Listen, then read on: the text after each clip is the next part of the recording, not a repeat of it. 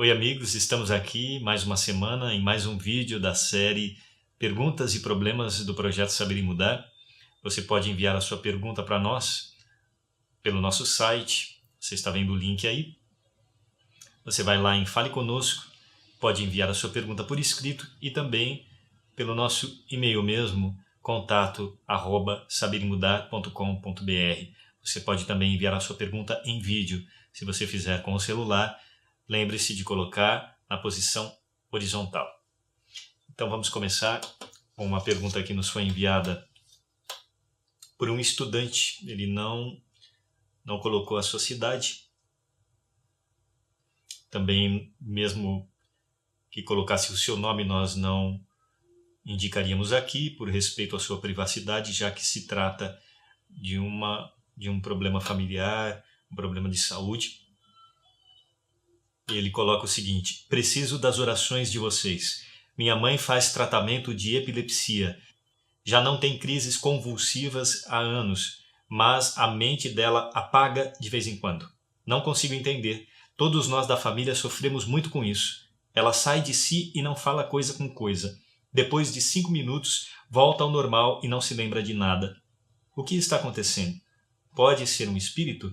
Acho que não tem nada a ver com epilepsia. Muito obrigado.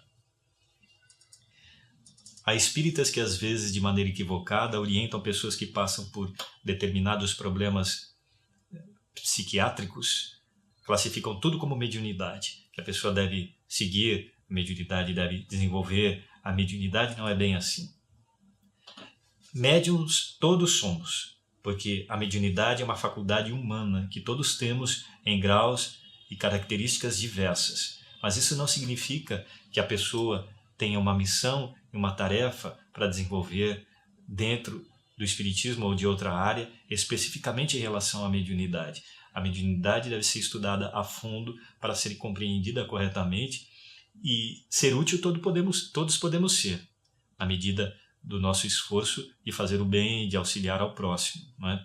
Mas existem casos em que o tratamento psiquiátrico, psicológico é necessário, muitas vezes inclusive com a utilização de remédios, sem exagero, porque muitos médicos também aprendem só isso na faculdade, se apegam demais aos remédios. Existe uma indústria farmacêutica por detrás, com seus interesses econômicos, e nesse caso o abuso não é recomendável, não é? Agora, existem muitos casos em que há um fator obsessivo complexo, uma obsessão complexa, com razões no passado reencarnatório da criatura, que precisa também receber um auxílio espiritual nesse sentido da desobsessão, não é? Então, esse assunto especificamente da epilepsia, por exemplo, primeiro entender a fundo o que é o fenômeno mediúnico, né? Estudando o Livro dos Médiuns de Allan Kardec, e dentro da literatura espírita existem obras riquíssimas com um aprofundamento fantástico sobre esse tema, com estudo de casos, como existe fartamente na obra de André Luiz, através de Chico Xavier, 16 volumes com material riquíssimo para o estudo das questões mediúnicas, dos processos reencarnatórios e uma série de outros assuntos muito importantes para a nossa compreensão desse tema e de outros tantos. Vamos indicar apenas 2 obras em que há apontamentos específicos sobre o caso da epilepsia, lembrando que isso depende muito de cada histórico reencarnatório, de cada criatura que passa por esse problema. Não existe uma padronização, né? Mas ali dentro a gente vai encontrar subsídios para o entendimento dessa questão, tanto em relação aos processos obsessivos, quanto aos fatores patológicos da doença, ligados sempre à questão da reencarnação. Vamos encontrar no livro, você está vendo aí, um dos volumes da série André Luiz, Nos Domínios da Mediunidade, Chico Xavier pelo Espírito André Luiz. Dentro do capítulo 9, há um estudo ali de um caso específico de um paciente com doença mental, em que há a ligação de um obsessor, e o mentor Aulus instruiu o André Luiz sobre aquele caso. Então vamos estudar, na verdade, a obra inteira, né? É bom que a gente leia a obra inteira e quando a gente chegar dentro desse capítulo, a gente vai entender melhor como acontece, o que acontece. E ali eu não vou lembrar especificamente do caso, eu precisaria reler a obra e o capítulo com mais detalhe, com mais atenção, mas é interessante a gente notar que o mentor Aulus classifica como médium, mas desaconselha a procura de desenvolvimento mediúnico naquele caso. A criatura, o irmão que passa por essa dificuldade se chama Pedro. Ali está, o nome dele está como Pedro, que ele precisa passar pelo reajuste, pelo processo de reforma íntima que se refere a todos nós, né? O processo de melhoria, de esforço de melhoria das nossas más tendências, da conquista de novas virtudes pelo exercício do bem, pelo estudo, pelo trabalho. E ali Aulus explica: com a terapia desobsessiva exitosa, quer dizer, dando certo, tendo êxito, será possível terminar com os ataques de possessão, entre aspas, possessão que o Pedro está passando. Mas ele sofrerá os reflexos do desequilíbrio em que se envolveu, né, até chegar a esse ponto de ter os ataques epiléticos, a se expressarem nos fenômenos mais leves da epilepsia secundária que emergirão por algum tempo ante recordações mais fortes da luta atual, até o reajuste integral do perispírito, reflexo condicionado. Quer dizer, é necessário que haja uma cura não apenas do corpo físico lesado, do cérebro, que acaba por onde se expressa a doença psiquiátrica, mas também do perispírito, já que o perispírito é a matriz do nosso corpo biológico e que traz impresso as experiências de vida que tivemos ao longo de muitas encarnações, tanto as positivas quanto as negativas, que acabam depois se refletindo na formação do corpo biológico quando reencarnamos, o feto, o embrião, e que se desenvolve também com o crescimento da criança até a fase adulta, junto com a genética dos pais, também levando em consideração os fatores ambientais, alimentares e tantos outros, em que existe uma rede de causas e efeitos que acabam proporcionando aquele problema que, no fundo, vai servir para o avanço e a evolução do espírito, ao mesmo tempo que a gente ressarce os débitos de erros cometidos no passado. A gente também vai angariando experiência, vai nos libertando, vamos eliminando os miasmas negativos que acumulamos até atingir a verdadeira cura. Então você veja que a cura, ela não é mágica, ela precisa vir de um processo justo e cadenciado de aprendizado que se reflete no corpo físico, na saúde, com o tempo e através das reencarnações. Indicamos também a obra Grilhões Partidos, de Divaldo Pereira Franco, pelo espírito Manuel Filomeno de Miranda. O espírito Manuel Filomeno de Miranda, que também tem uma obra muito importante, uma série de obras que tratam das questões psiquiátricas, psicológicas e obsessivas. Ele foca muito na questão obsessiva, desde as obsessões mais simples às mais complexas, e que é muito importante a gente estudar também. Ali dentro de um capítulo, eu precisaria reler, que essa obra eu reli há mais de 20 anos, e eu não lembro exatamente de cada caso que foi estudado ali, mas num trecho ele estava falando a respeito de uma moça chamada Esther, de apenas 15 anos. Ela começa a manifestar problemas psiquiátricos, e o diagnóstico espiritual é uma disritmia cerebral secundária à ligação obsessiva, com manifestação do obsessor através da psicofonia atormentada após a convulsão. Quer dizer, o espírito fala através dela, mas é uma psicofonia atormentada, não equilibrada e utilizada para para o bem, para um trabalho assistencial dentro de uma sessão de desobsessão. O eletroencefalograma era normal antes e após a convulsão. Se não forem evitados os ataques de subjugação, aparecerá a lesão cerebral que já existe no perispírito. Quer dizer, se ela continuar sendo subjugada pelo espírito obsessor que a atormenta, vingando-se de acontecimentos passados, o que é um equívoco da parte do espírito que causa esse mal, mas que, por outro lado, o plano espiritual permite para que a menina, que é um espírito reencarnado, acerte as contas do que fez de errado no passado e aprenda e tenha essa experiência de aprendizado. Se não forem evitados esses ataques, com o tempo, com a repetição, vai haver uma lesão cerebral, né? Que já existe no perispírito. Veja que interessante. O perispírito dela, que é justamente o que acumula as experiências positivas e negativas de várias encarnações, é a matriz do nosso corpo biológico, não é? Então, uma hora a coisa vai para o corpo físico, né? Caso não haja um trabalho de desobsessão que consiga afastar e educar esse espírito rebelde que está atormentando a jovem, uma hora a lesão do perispírito vai passar para o corpo físico e ela vai ter complicações.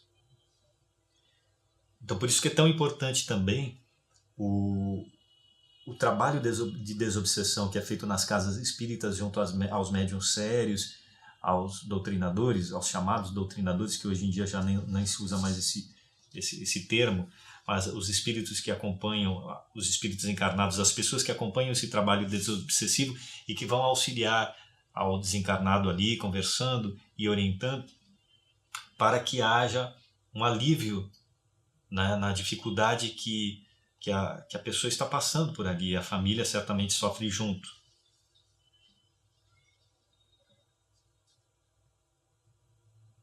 Agora, depois, o médico do plano físico, que nada sabe a respeito das questões espirituais, que são uma realidade, ele vai diagnosticar apenas como uma séria crise convulsiva generalizada, tônico-clônica, seguida de estado crepuscular, como a ocorrência de confusão mental, inquietação motora, automatismos, distúrbios da fala, do conhecimento e da ação após a crise convulsiva.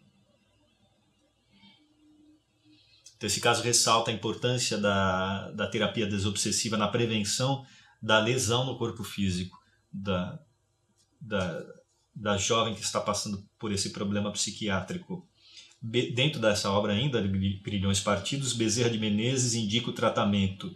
A terapia há de ser múltipla, acadêmica e espírita, ou seja, ele recomenda também que ela procure um médico, um psiquiatra do plano físico para fazer um tratamento. Joana de Ângeles também, nas suas obras, através de Divaldo Pereira Franco, é uma opinião dela, que é bem embasada e desenvolvida em suas obras, e que em muitos casos o remédio é necessário. Nos casos de depressão, é outro caso, mas também é um distúrbio que ela recomenda a procura de psicólogos e psiquiatras. Se o psicólogo e o psiquiatra forem espírita e entender toda a profundidade dessa questão relacionada à reencarnação e ao plano espiritual, muito melhor, muito mais ampla será a atuação. Mas em muitos casos também Joana de Ângeles diz que o remédio, a medicação psiquiátrica é necessária, desde que não haja dependência e abuso, né? Então aqui Bezerra de Menezes, nesse caso, está dizendo que a terapia há de ser múltipla, acadêmica e espírita, mostrando que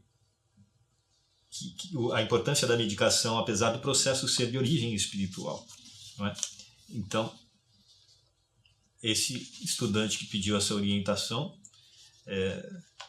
seria o ideal procurar o conhecimento espírita, que não se improvisa, deve ser estudado com calma e continuidade, e também um trabalho desobsessivo numa casa espírita. Se a mãe dele não aceitar essa ajuda, não tiver condições de ir, o trabalho pode ser feito à distância também, e pode ser feito através dele, ele indo procurar essa ajuda, né, que indiretamente também a terapia poderá alcançá-la e poderá trazer um grande alívio e até mesmo a cura neste caso.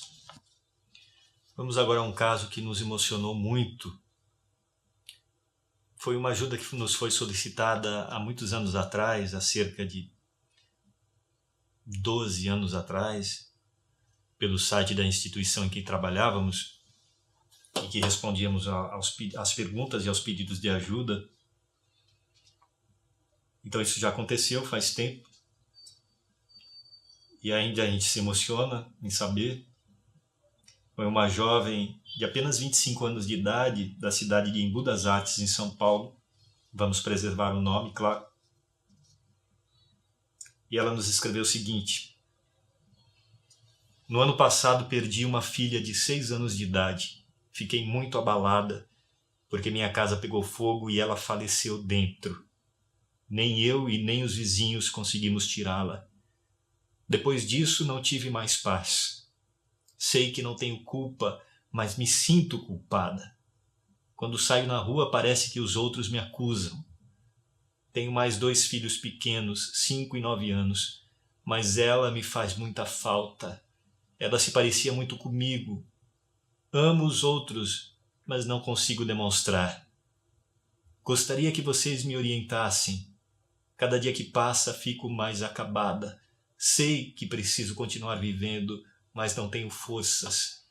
Peço a Deus todos os dias para sonhar com minha filha e não consigo. Um drama familiar muito difícil, né? Uma situação que sem dúvida traz as suas razões no processo reencarnatório, que a gente não deve querer investigar sem ter condições evolutivas para isso, nem em termos de conhecimento, nem em termos de amor que ainda nos falta para auxiliar. Então a gente deve, sobretudo, ajudar sem julgamento, fazer o que conseguimos fazer, que é dar atenção, fazer orações, dar um abraço, quando possível. No caso, não conhecemos essa irmã pessoalmente, mas na época já ficamos felizes por poder ajudar à distância. Ela respondeu, nós respondemos a essa mensagem. Ela depois nos respondeu que ficou muito aliviada, se sentiu muito confortada. Nós encaminhamos seu nome às orações, ao trabalho junto aos médicos da espiritualidade, e eles sem dúvida levaram ajuda para ela, um tratamento do sistema nervoso para acalmar, uns fluidos do plano espiritual, e o tempo passou, não tivemos mais contato, mas não temos dúvida de que o tempo fez o seu trabalho de alívio. A criança que desencarnou aos 6 anos certamente também desenvolveu-se, como ainda está, em processo de desenvolvimento. Não sabemos se reencarnou, não sabemos em que paragens do plano espiritual ela está, mas a ligação amorosa com a mãe e com a família continua. E sem dúvida eles terão momentos mais felizes no futuro, quando já estiverem libertos dessa situação que foi desencadeada pelo processo reencarnatório natural, dos erros e acertos que nós desenvolvemos ao longo das vidas, os caminhos que nós seguimos. Ficamos felizes também porque nos veio uma psicografia da menina para a mãe, espontaneamente. Nós sabemos que uma criança de 6 anos não sabe escrever o suficiente, não tem o controle intelectual para poder se expressar, mas que os amigos espirituais que conduzem os trabalhos de psicografia dão a oportunidade para que a criança se expresse dentro do controle educacional do processo da psicografia, que sempre, quando é séria, quando o médium é sério e quando o trabalho está assessorado por bons espíritos que não cobram, sobretudo, pelo trabalho de psicografia, isso não deve acontecer nunca, existe ali um processo educativo para transmitir a mensagem dentro de certos limites que não vão causar excessiva emoção na família e nem ao espírito, e que traga a mensagem da esperança, da renovação e do trabalho de superação. Nós vamos ler essa psicografia, que é curta, e sobre o trabalho, sobre a psicografia de parentes desencarnados, você está vendo um link aí dentro do projeto Saber e Mudar, grandes temas.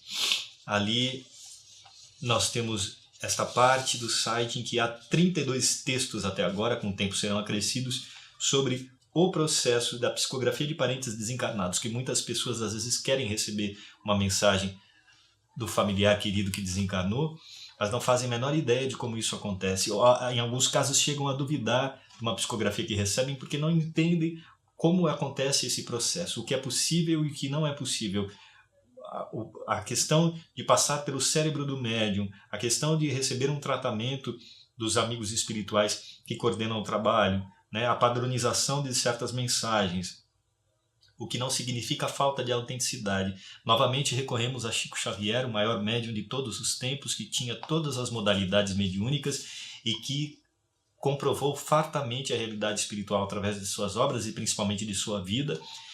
Ele tem mais de 500 obras, cerca de 150 dessas obras são de psicografias de parentes desencarnados. Ele trabalhava ali, se sentava, recebia as psicografias, recebia multidões de pessoas ali, né, caravanas, ônibus, e ficava horas e horas e horas, às vezes um dia emendava com o outro, trabalhando, psicografando, e as mensagens psicografadas vinham com uma riqueza de detalhes, de nome, de sobrenome, de assinatura, impressionantes, comprovando fartamente a realidade espiritual e a identificação dos espíritos. Tudo isso deve ser estudado, existe essas obras aí à disposição. Muitos espíritas, nem muitos espíritas chegam a estudar seriamente esse conteúdo fantástico. Existe até uma obra científica publicada pela Folha Espírita, a editora da Folha Espírita, junto com a Associação Médico Espírita, do Paulo Rossi Severino, em que ele estuda essas psicografias de Chico Xavier e se chega à impressionante marca de estatística de erros, de acerto, aliás, de 100%. Dos dados e as informações que foram pesquisadas ali de maneira científica e de coisas que não tinham como Chico Xavier saber e que estavam ali, todas elas, em todo material que foi pesquisado. É impressionante. Então, a gente tem que, o que não quer dizer que todos os médios consigam esse mesmo resultado, né? Chico Xavier era um apóstolo missionário, um espírito evoluidíssimo em todos os sentidos, intelectual, moralmente. Então ele veio já com essa missão, mas existem muitos outros médiuns sérios também que chegaram, que realizam ainda esse trabalho com um grau de comprovação também muito grande. Mas Chico Xavier é um fenômeno que está aí para ser estudado, com as suas obras e as obras que falam de sua vida e obra. Fartamente, quem quer realmente entender, vai atrás, pesquisa e vai atingir esse conhecimento. Então, dentro do projeto Saber e Mudar, ali em grandes temas, psicografias de parentes desencarnados, voltando aí o link para você acessar, guarde esse link, estude, leia com atenção, não leia por cima, leia com atenção e repasse também às pessoas que desejam entender esse tema. Mas vamos ler então a psicografia da filha desta jovem.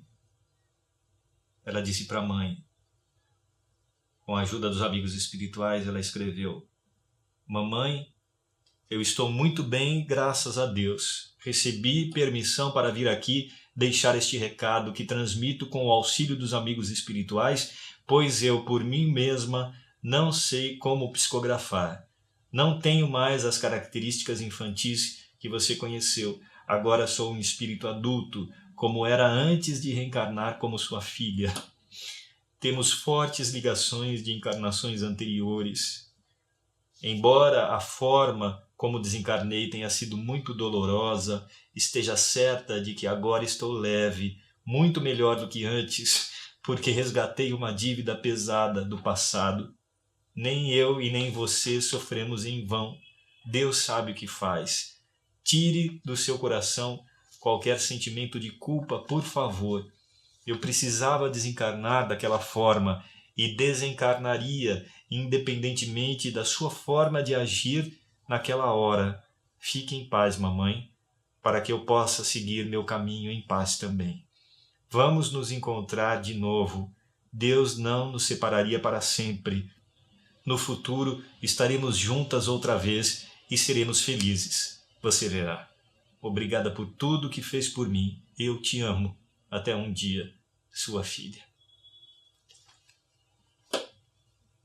Esta psicografia auxiliou muito essa irmã, essa jovem irmã de 25 anos que perdeu essa filha, sua filha numa situação tão trágica. Ela nos respondeu: muito obrigada pelo conforto que vocês me proporcionaram. Chorei muito com a psicografia da minha filha. Vocês me ajudaram muito, tenho certeza. Que Deus esteja sempre com vocês. Nada mudou na minha vida, mas a partir da mensagem de vocês, tudo vai mudar definitivamente. Que Deus os abençoe.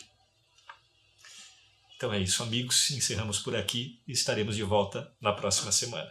Um beijo para vocês e até lá.